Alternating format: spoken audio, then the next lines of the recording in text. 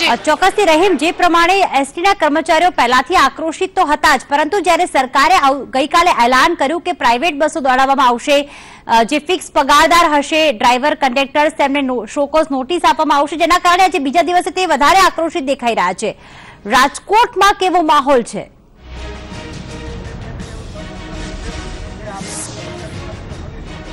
ચોક્કસપણે જે રીતના વાત કરવામાં તો રાજકોટમાં પણ બીજા દિવસે હડતાલ યથાવત જોવા મળી રહી છે. જે રીતના દ્રશ્યો બતાવવા માંગીશ, કારણ કે જે રીતના હડતાલને લઈ અને અડગ છે, કારણ કે જે રીતના વાત કરીએ તો ફિક્સ પગારદારો છે તેઓને સોકોસ નોટિસ આપવાની પણ વાત આવી રહી છે, પરંતુ રાજકોટની જે આજની હડતાલ છે તે ઉગ્ર બનશે તેવું લાગી રહ્યું છે.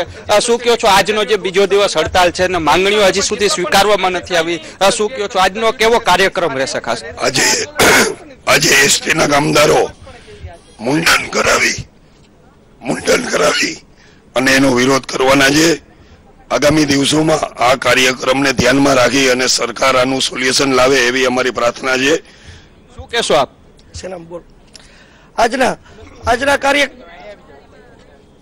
આજના કાર્યક્રમમાં અમારું હજી અમારી કોઈ સરકારે જે અમને બોલાવ્યા નથી એ ખરેખર અમારા માટે દુઃખની વાત છે.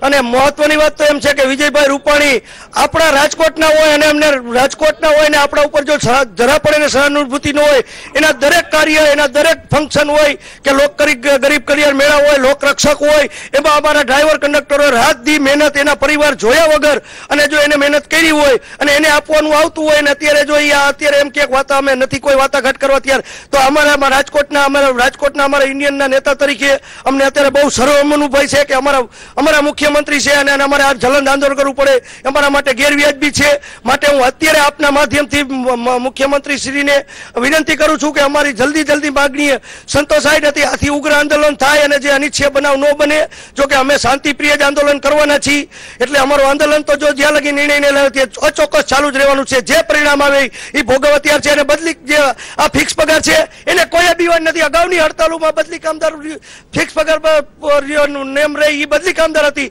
એ બદલી કામદારોને નોટિસો આપી લે છે. આ તો તમને ખાલી બીવરાવાની વાત છે, એટલે કોઈ બીવરાવ નથી. તમારું જે થશે એ જ અમારું થશે, એમાં કોઈ મીનમેક નથી. વિજયભાઈ રવિવારે રાજકોટમાં આવી રહ્યા છે, કોઈ કાર્યક્રમ આપવાના, કારણ કે હજી કોઈ મીટિંગો નથી થતી, તો વિજયભાઈ આગળ આપ જાશો કે શું છે? જો અમારે સંકલન સમિતિને અમે એની પરામર્શ કરાવશું કે ભાઈ મુખ્યમંત્રી શ્રીજી અહીંયા આવે છે, જો તમે આપ સૂચના આપો તો અમે એનો ઘેરાવ કરશું અને એ ઘેરાવનું અમારો જે પરિણામ આવે એ ભોગવવા તૈયાર છીએ. પણ ઉપરથી આદેશ આપે તો અમે એ કાર્યક્રમ કરશું. જે વાત કરવામાં આવે છે વિજયભાઈ આવતા રવિવારે રાજકોટ આવી રહ્યા છે, તો તેનો પણ ઘેરાવ થઈ શકે છે. બીજી બાજુ ફિક્સ કર્મચારીઓ છે, ફિક્સ વેતન લઈ રહ્યા છે, શું કહો છો? આપ ફિક્સમાં છો ને સોકોસ નોટિસની પણ વાત આવી છે, શું કહો છો? આ જે ફિક્સ કર્મચારીઓને જે નોટિસ આપવાની વાત કરેલ છે, તો જો કોઈ ફિક્સ ને એકને નોટિસ પણ આવશે તો આખું જે એસટીમાં જેટલા કર્મચારીઓ છે બધાના રાજીનામા સાથે જ હશે. તો એવું નથી કે ફિક્સ કર્મચારી એકને નોટિસ આપશે, બધા અમારી સાથે જ છે અને અમે બધા એક જ છીએ. જો એક મૂકશે તો બધા અમે રાજીનામા સાથે જ આપવાના છીએ. આક્રોશ જોઈ રહ્યા છો, ફિક્સ પગારદારોને જો નોટિસ આપવામાં આવશે તો તમામ એકી સાથે રાજીનામા પણ ધરી દેશે ને સાથે જરૂર પડશે તો યુનિયન પણ તેમને મદદ કરવાનું છે. શું કહો છો, જે રીતના વાત આવી છે, આપ શું કહેશો? હવે આગળની જે યુનિયન આ હડતાલની દિશા છે